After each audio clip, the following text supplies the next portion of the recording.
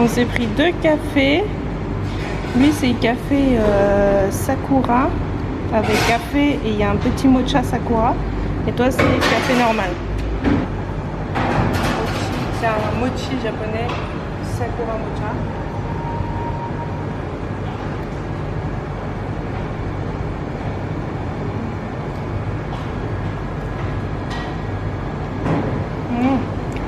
On sent trop le goût du mocha dedans, c'est trop bon. Voilà.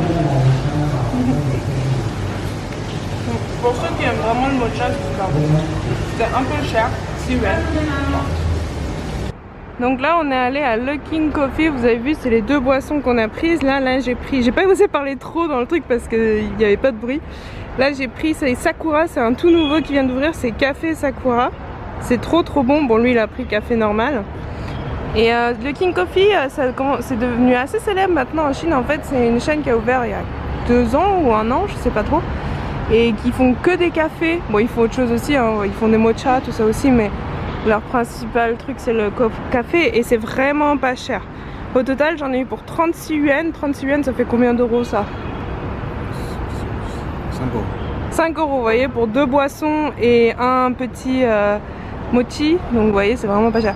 Et vous voyez je regarde là. Je me rapproche, les gens vont dire c'est trop bizarre. Ça là, le petit truc vert là. Et vous voyez à côté le magasin il en a un aussi. Sur là, je sais pas trop si vous voyez. Là. Et à côté la blanche, ça veut dire il faut prendre masque. Ah oui, là il y a un petit signe qui dit bon attends, je finis d'abord. Le truc vert là, en gros, c'est pour dire que ce magasin, l'État a été d'accord pour qu'il l'ouvre. Ça veut dire il a, je sais pas, il a des restrictions, peut-être qu'il doit désinfecter souvent à cause du virus. Enfin, là je vous parle du virus, hein. Après le virus, s'il y a ce petit truc vert, ça veut dire l'État est d'accord pour que ce magasin soit ouvert, donc ce magasin a été désinfecté. Ça veut dire qu'il a tout ce qu'il faut pour désinfecter. Est-ce que ça, comme dire, le restaurant ou l'hygiène, ça correspond voilà. le critère? Il faut que l'hygiène corresponde aux critères. Et là, vous voyez, il y a écrit en rentrant, il faut porter le masque. Depuis 2-3 jours, 4 jours, je sais plus. Maintenant on a le droit d'enlever son masque s'il n'y a pas trop de monde, mais dans les lieux, voilà. J'ai pas de masque. Mais dans les lieux, dans un endroit assez vaste, donc voilà. pas besoin de prendre masque. Dans les lieux fermés, on doit porter, enfin les lieux où il y a beaucoup de monde quoi, on doit porter le masque. Donc là on cherche un restaurant. Voilà. Là c'est du lait de chameau, ils vendent du lait de chameau. Je savais même pas qu'on pouvait boire le lait de chameau. Voilà, donc on cherche un petit resto tranquille, on va voir. Bon là on s'est trouvé un petit resto, on attend les nouilles. Et en attendant les nouilles, on s'est dit que ce serait bien de faire une petite interview avec mon copain pour vous expliquer un peu comment ça se passe en Chine, qu'est-ce qu'on fait, je sais pas, enfin bon, voilà. Alors, qu'est-ce que tu penses du confinement? Avant ou maintenant? Avant, bah maintenant on n'est plus trop confiné là. Ouais, mais il trouve ça va quoi.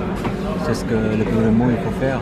Parce que tout, en tout cas en Chine, les médias, à la télé, tous les jours annoncent l'évolution. Donc on voit que cette maladie est assez grave. Donc on sait que ça va s'affecter facilement entre les humains. Si on touche le bouton à l'ascenseur, voilà tout ça. Donc on trouve que c'est difficile à éviter. On se rend compte qu'il faut faire maximum de choses pour éviter cette maladie. Ouais, en l'entendant parler, moi ça m'a fait un peu penser au fait que pourquoi est-ce qu'on doit rester confiné en France et tout. J'ai vu bon, que pas mal de gens n'étaient pas trop d'accord avec ça. Alors il faut savoir que le confinement, j'ai vu plusieurs personnes, j'ai vu Squeezie faire une vidéo qui est très bien je trouve, que je vous conseille de regarder. J'ai vu Laurent Cassia, quelqu'un qui est en Corée, qui a fait une vidéo aussi que je trouve très bien. Et il faut comprendre que ce truc de confinement, c'est pas comme une punition qu'on vous donne en disant ouais vous n'avez pas le droit d'avoir de la liberté et tout. C'est pas ça, c'est pour protéger les autres personnes que vous pouvez infecter parce que vous-même vous pouvez être porteur du virus mais ne pas avoir de symptômes Et ça c'est le plus grave en fait, c'est de pas avoir de symptômes et du coup on se dit ouais non c'est bon je suis pas porteur, mais en fait tu l'es et tu vas peut-être infecter tes parents qui ont peut-être plus de 60 ans et qui peuvent l'attraper, tes grands-parents, les parents de tes amis. Donc c'est vraiment, faut faire vraiment super attention à ça. Se laver les mains vraiment super souvent. Moi j'ai les mains, je sais pas si vous allez le voir à la caméra, peut-être pas trop, j'ai les mains super abîmées à cause de... Je me lave les mains tout le temps, dès que je rentre à la maison je me lave les mains et on a toujours ça avec nous, je l'ai toujours dans mon petit sac avant de manger, après manger, tout le temps on se lave les mains. Faut pas oublier que ce virus il se transmet par le toucher et donc vous voyez je touche mon copain, bah, il peut me le transmettre, il fait que je fasse ça, hop et c'est bon, c'est dans le... Je me suis infectée, donc c'est vraiment, faut vraiment faire super attention, donc je vous conseille vraiment de vous laver les mains super souvent, éviter de sortir, s'il faut sortir faire les courses bien sûr, faut le faire, nous on l'a fait aussi, hein, mais vraiment éviter de sortir. Faut pas penser que ouais, faut que je me protège moi, il y a aussi cette idée de protéger son prochain, il parle super fort derrière, cette idée de faut protéger son prochain, voilà, vraiment faut pas penser ouais, de toute façon moi je m'en fous, je suis jeune, bah ouais non, parce que t'es jeune, mais peut-être que tu l'as le virus et tu vas infecter peut-être tes parents qui eux ne sont pas jeunes, tu vois. Et vous voyez pour les masques, tout à l'heure mon copain l'a dit, nous, bon je sais que maintenant en France c'est compliqué pour avoir des masques, mais nous je me souviens quand on avait le virus, on s'était acheté des masques, c'était pareil, il y avait pénurie de masques, on n'avait plus de masques. Et du coup on avait genre 10 masques pour un mois et du coup qu'est-ce qu'on faisait, bah, on portait toujours le même et ce qu'on faisait, parce qu'en fait le virus avec la chaleur il meurt, donc ce qu'on faisait on le mettait sur le chauffage, bon faut faire gaffe hein, mais on le mettait sur le chauffage pendant quelques minutes et après normalement bah, il n'y avait plus le virus. Donc vous voyez il y a des petites techniques comme ça pour essayer voilà, d'avoir un masque pendant plus longtemps et essayer de se protéger. C'était le petit message entre deux nouilles, on est en train de manger des nouilles. Et aussi j'y pense tout d'un coup, aussi le confinement ça permet d'empêcher aux gens d'aller dans les hôpitaux. Vous imaginez, en fait ce qui se passe là maintenant en France et en Italie, enfin, en Espagne, tout ça, c'est totalement ce qui s'est passé en Europe, en Chine avant, quand il y a eu ce coronavirus. Qu'est-ce qui s'est passé? Dès qu'il y avait quelqu'un qui avait un rhume, dès qu'il y avait quelqu'un qui avait un mal de tête, tout le monde se jetait à l'hôpital.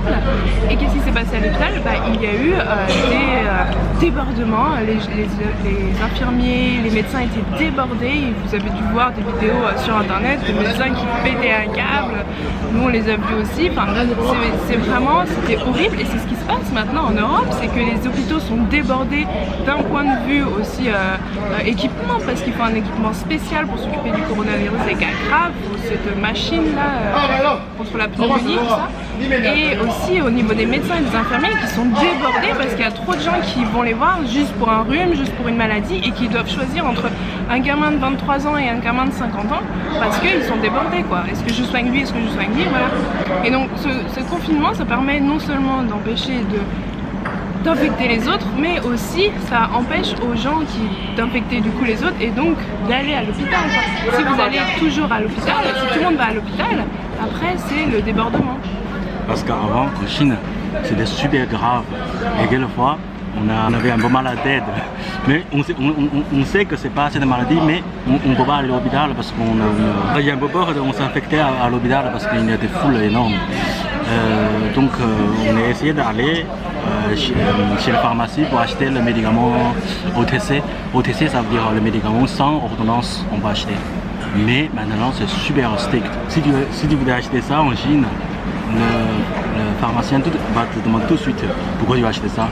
Est-ce que tu te sens pas bien? Parce qu'il est peur, les gens qui cachent leur maladie et finalement il a infecté plein de gens. Le médecin va me demander pourquoi il devrait acheter tel et tel médicament, il doit expliquer pourquoi. Et puis après il a dit oui ou non. Et puis on achètera le médicament.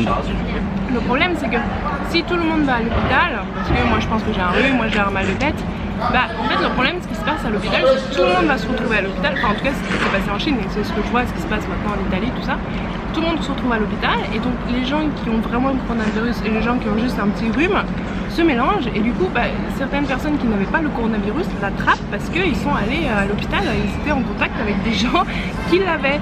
Donc c'était une situation très compliquée en Chine, donc c'est pour ça qu'il y a eu des mesures drastiques où tout le monde a été confiné et bah, grâce à ça, ça a permis à calmer le jeu et maintenant, vous voyez, maintenant c'est beaucoup plus calme. Maintenant, même j'ai vu l'autre jour les médecins qui sont allés à Wuhan pour s'occuper aussi des hôpitaux à Wuhan. Maintenant, ils commencent à rentrer chez eux parce que la situation s'est calmée. Voilà, donc c'est vraiment c'est pour éviter cet enchaînement de choses. Si les gens sortent, ils infectent les autres, tout le monde va à l'hôpital, les gens qui pensent être infectés, les gens qui ne pensent pas être infectés vont à l'hôpital, les médecins sont débordés. Et du coup, les gens qui n'étaient pas infectés infectent les gens, sont infectés par les gens qui étaient infectés. Enfin, vous voyez, ça fait un effet boule de neige, quoi. C'est totalement ça. Voilà, je vous conseille fortement de rester à la maison. En tout cas, un grand courage à tous les Français, tous les médecins, surtout ceux qui travaillent dans les hôpitaux, les infirmiers, tout ça, tout le corps médical. Je sais pas trop qui d'autre travaille dans les hôpitaux. Mais en tout cas, un gros courage à eux, un gros courage à tous les Français qui sont confinés. On sait ce que c'est, on est passé par là. Mais vous inquiétez pas, ça se fait. Et puis après, vous êtes content de sortir à nouveau.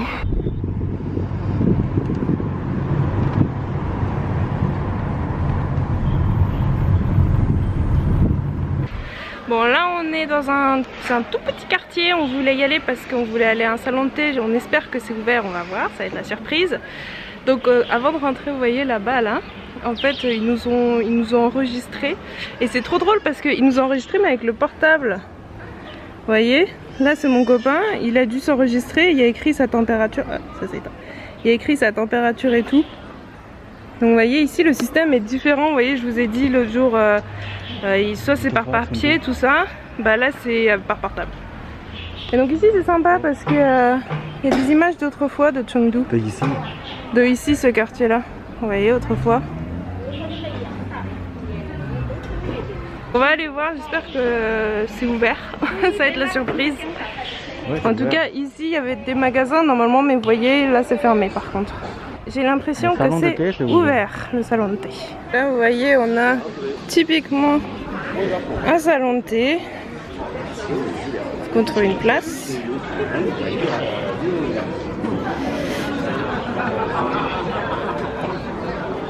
Vous voyez les gens ils sont comme ça et ils prennent du thé, du bon temps.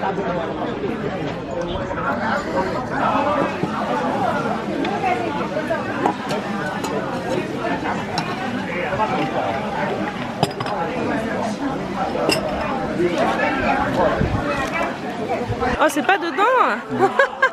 On doit le mettre dedans nous-mêmes, trop chelou.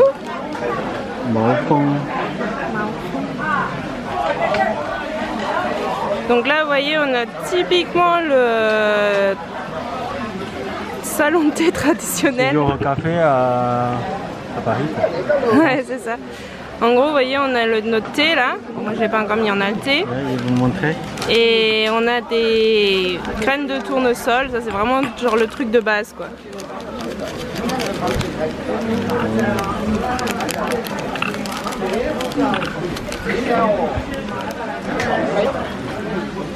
Oh. Il y a beaucoup de monde. En tout cas le thé il est trop bon.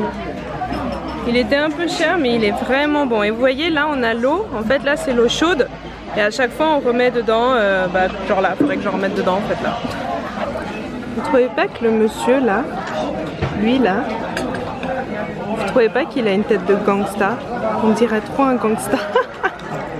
Gangsta dans les années 80 là. Donc vous voyez ça c'est ce genre de lieu, donc ça c'est vraiment typiquement de Sichuan, enfin il y en a un peu partout en Chine mais vraiment dans le sud, au niveau de Chengdu c'est très typique ce genre de salon de thé ouvert, donc ouvert même en hiver et en été quand il fait très chaud. Et les gens ils aiment bien, voilà, ils se rencontrent entre amis, entre familles, on prend un peu de thé, on mange des graines de tournesol, voilà. Et moi j'aime beaucoup aller parce que moi ça me fait vraiment penser au genre comment ça s'appelle, au café, je vois que tout le monde me regarde. Il y a tout le monde qui me regarde, ils disent la meuf elle parle à sa caméra, pourquoi elle parle à sa caméra?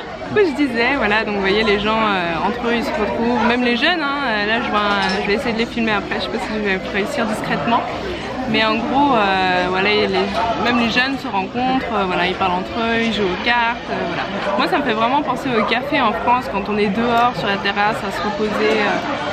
Enfin, du coup j'aime bien venir ici parce que moi ça me rappelle un peu ça et on peut se reposer au soleil tranquillement. Bon maintenant c'est des lampes, mais ça c'est typiquement des cages à oiseaux qu'on voit encore un peu maintenant mais c'est un peu rare. Autrefois c'était pour les oiseaux. Mais c'est sympa, ils ont fait un peu comme des lampes là, ça rend bien. Vous voyez ce que j'essayais d'expliquer tout à l'heure, là les jeunes, là vous voyez ils sont jeunes, hein, les étudiants là à côté. Et vous voyez ils fument, ils jouent aux cartes, ils boivent un peu de thé, ils passent du bon temps ensemble. Tout âge. Ouais, vous voyez, j'essaye de filmer un peu.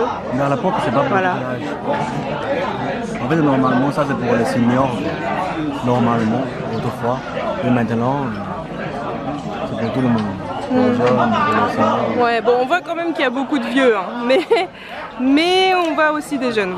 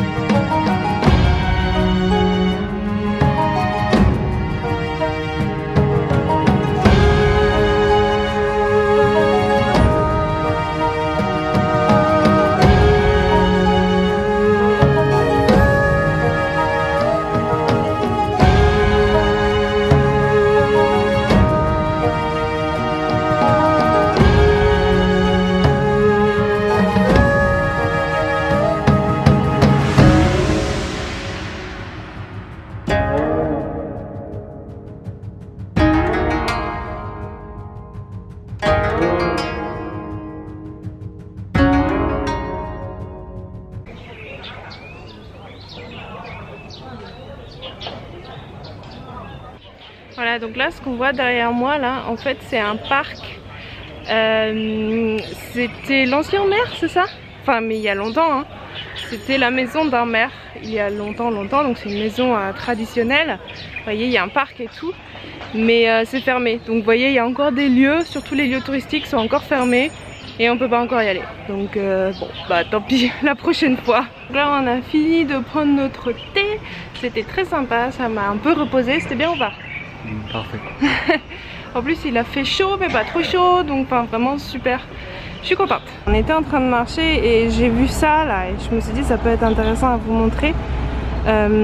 Les structures comme ça en Chine avec une étoile là et il y a écrit PAI, ça veut dire 8-1. En fait ce sont des zones militaires. Tout ça c'est une zone militaire.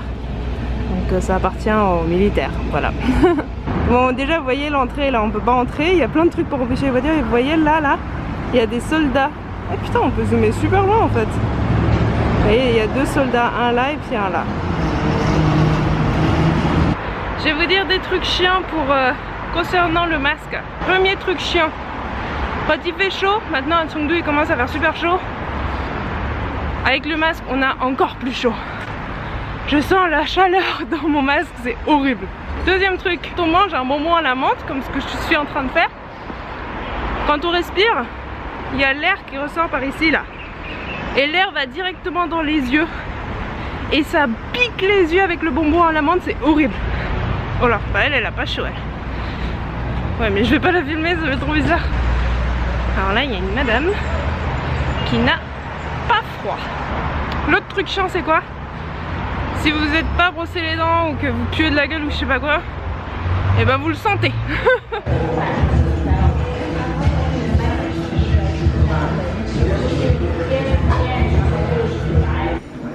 Donc là ça c'est un roko, donc une fondue chinoise. Et en fait c'est trop stylé parce que ça là, ce que vous voyez là, ça c'est je sais pas, cette huile épicée, mais du coup raide, et vous voyez ça commence à fondre, mais ça a une forme de chaussure, c'est trop stylé. Vous voyez ça commence à fondre là.